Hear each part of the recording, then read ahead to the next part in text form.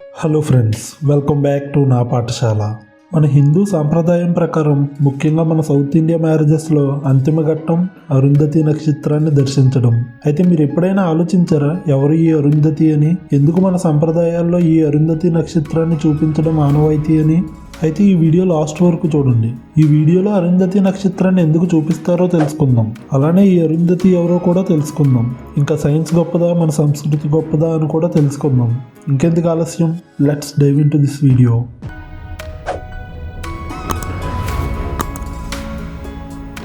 ఇంకా ఈ వీడియోలోకి వస్తే ఫ్రెండ్స్, మీకు ముందుగా కొన్ని నక్షత్రాలను చూపిస్తున్నా చూడండి. ఇప్పుడు మీరు చూస్తున్న ఈ 7 నక్షత్రాలని మన ఇండియన్ మైథాలజీ ప్రకారం సప్తరిషి మండలం అని పిలుస్తారు. అలానే వీటి నేమ్స్ వచ్చి మారీచి, వశిష్ఠ, అగ్నిరాస్, ఆత్రి, పోలస్త్య, పోలహ, క్రాతు. ఈ 7 నక్షత్రాలు మన హిందూ పురాణాల ప్రకారం 7 మహర్షులను సూచిస్తాయి. అలానే వాటి పేర్లే ఈ నక్షత్రాలకు పెట్టడం జరిగింది. ఈ మహర్షులందరినీ బ్రహ్మ భూమిపై సంస్కృతి సాంప్రదాయాలను కాపాడడానికి, విద్యా వేదాలను అందరికీ అందచేసేందుకు, అలానే అందరినీ ధర్మ మార్గంలో నడిపించేందుకు పుట్టించారు. ప్రస్తుతం వీరు 7 నక్షత్రాలుగా సప్తరిషి మండలంలో ఈ కాలాన్ని నడిపిస్తున్నారు. అయితే మీరు ఈ నక్షత్రాలను గమనిస్తే ఒక వశిష్ఠ నక్షత్రం పక్కనే ఇంకో నక్షత్రం ఉంటుంది. ఆ నక్షత్రం పేరే అరుంధతి. ఇక మన సైన్స్ ప్రకారం ఈ అరుంధతి వశిష్ఠ నక్షత్రాలనే ట్విన్ స్టార్స్ అని అంటారు. అలానే ఈ అరుంధతి నక్షత్రాన్ని వివాహాల్లో పండితులు ఆ కొత్త జంటకు చూపిస్తారు. అయితే ఈ సప్తరిషి మండలంలో మిగిలిన 6 నక్షత్రాలకు దక్కలేని ప్లేస్ ఎందుకు ఈ వశిష్ఠ నక్షత్రానికి మాత్రమే దక్కిందని తెలుసుకుందాం. సప్తరిషి మహర్షుల్లో ఒకలైన వశిష్ఠ మహర్షి భార్యనే ఈ అరుంధతి. అందుకే వశిష్ఠ నక్షత్రం పక్కనే ఈ అరుంధతి నక్షత్రం ఉంటుంది. ఈ భార్యాభర్తలు ఒకరికొకరు ఎంతో అన్యోన్యంగా ఉండేవారు. ఒకరి మీద ఒకరంటే నమ్మకం, గౌరవం, మర్యాద, ప్రేమ ఉండేవి. వీరిరువురిని చూసి దేవతలు సైతం అసూయపడేవారు. నిత్యం అరుంధతి వశిష్ఠ మహర్షి పక్కనే ఉంటూ తన భర్త అడుగుజాడల్లో నడిచేది. ఇలా ఉండగా అరుంధతి యొక్క పతివ్రత ధర్మాన్ని పరీక్షించేందుకు పలు పురాణాల్లో దేవతలు, ఋషులు చేపట్టిన కొన్ని ఆసక్తికరమైన కథలున్నాయి. ఈ కథల ద్వారా ఆమె పతివ్రత ధర్మం, విశ్వాసం, అసంచలమైన భక్తి అన్నీ స్పష్టమవుతాయి. వీటిలో కొన్ని ముఖ్యమైన కథలు పరిశీలిద్దాం. వీటిలో మొదటిది ఇంద్రుడి పరీక్ష. దేవేంద్రుడు అరుంధతి నిజమైన విశ్వాసాన్ని పరీక్షించాలనే ఉద్దేశంతో ఒక ఉపాయం ఆలోచించాడు. వశిష్ఠ మహర్షి రూపంలో ఒక మాయాజాలాన్ని సృష్టించి అరుంధతికి వశిష్ఠుడు ధర్మాన్ని విడిచిపెట్టాడు అనిపించేలా చేశాడు. ఇక అరుంధతి తన పతిపై ఉన్న అసంచలమైన విశ్వాసంతో ఆ మాయా రూపాన్ని గుర్తించింది.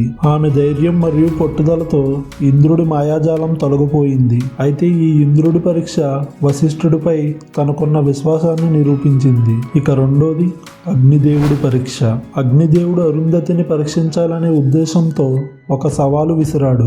ఆమెను అగ్నిలో నడిచి ఆమె పతివ్రత ధర్మాన్ని నిరూపించమని కోరాడు. అయితే అరుంధతి అగ్ని జ్వాలలపై నడిచినా కూడా ఏమాత్రం దగ్నం కాలేదు. ఆ అగ్ని స్వయంగా ఆమె పతివ్రత మహిమను ఒప్పుకొని ఆమెకు ఎలాంటి హాని చేయలేదు. ఇక మూడోది వశిష్ఠుడి మరణ మాయ. కొంతమంది దేవతలందరూ కలిసి వశిష్ఠుడు మృతి చెందినట్లు ఒక మాయాజాలాన్ని సృష్టించారు. అలానే ఇంకా ఆ దేవతలందరూ అరుంధతి దగ్గరకు వెళ్ళి వశిష్ఠుడు మరణించాడని చెబుతూ అరుంధతిని కొత్త జీవితాన్ని ప్రారంభించమని కోరారు. ఇక అరుంధతి తన భర్త మరణాన్ని నమ్మలేదు. ఎన్నో ఏళ్లు తన భర్త వస్తాడనే విశ్వాసం, పట్టుదలతో వేచి చూస్తూ ఉండిపోయింది. ఆమె విశ్వాసం, పట్టుదలతో ఆ మాయ భంగమై వశిష్ఠుడు ఆమె ముందు ప్రత్యక్షమయ్యాడు. ఇక నాలుగోది ఋషుల శాపం. ఒక ఋషి అసూయతో వశిష్ఠుడికి శాపమిచ్చి అతన్ని జీవం లేని వ్యక్తిగా మార్చేశాడు. అయితే ఈ పరిస్థితిలో అరుంధతిని తన భర్తను వదిలేయమని ఎంతో మంది కోరారు. ఆ మాటలేమీ లెక్క చేయని అరుంధతి తన భర్తను వదలకుండా తన భర్తపై ఉన్న భక్తి ప్రార్థనల ద్వారా వశిష్ఠుడిని తిరిగి జీవితం పొందేలా చేసింది. ఈ సంఘటన ఆమె పతివ్రత ధర్మాన్ని నిరూపించింది. ఇలా ఈ అరుంధతి మరియు వశిష్ఠుడి కథలు పతివ్రత ధర్మం, విశ్వాసం, ఒకరిపై ఒకరికున్న ప్రేమకు ప్రతీకలుగా నిలుస్తాయి. వీరి జీవిత గాథలు సాంప్రదాయ భార్యాభర్తల జీవితానికి మార్గంగా నిలుస్తాయి.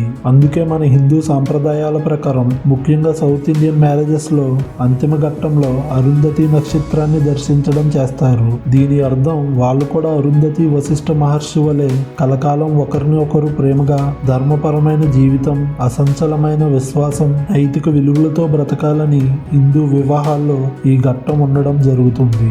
అయితే ఇక్కడ సైన్స్ గొప్పదా, మన సంస్కృతి గొప్పదా అని ఎందుకు అంటున్నా అంటే, అరుంధతి వశిష్ఠ అని మన సంస్కృతి చూపిస్తున్న నక్షత్రాలను ట్విన్ స్టార్స్ అంటాం.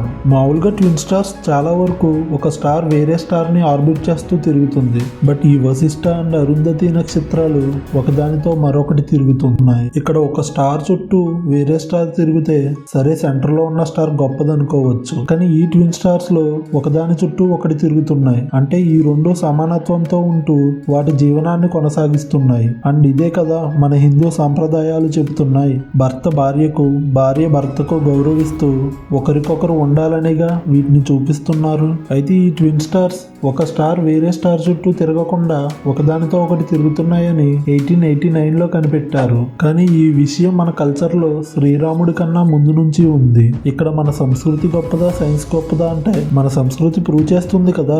ఎన్నో ఏళ్ల క్రితమే మన సంస్కృతిలో ఈ విషయాన్ని పొందుపరిచారని. ఇక నా విషయానికి వస్తే సైన్స్ గొప్పదా, మన సంస్కృతి గొప్పదా అంటే రెండు గొప్పవే.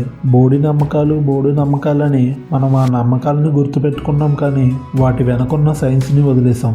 That's all for this video guys. ఈ వీడియో మీకు వర్త్ అనిపిస్తే ఒక లైక్ చేసి మీ ఫ్రెండ్స్లో పెళ్ళి అయ్యే వాళ్ళకి, అవ్వబోయే వాళ్ళకి ఈ వీడియోని షేర్ చేయండి.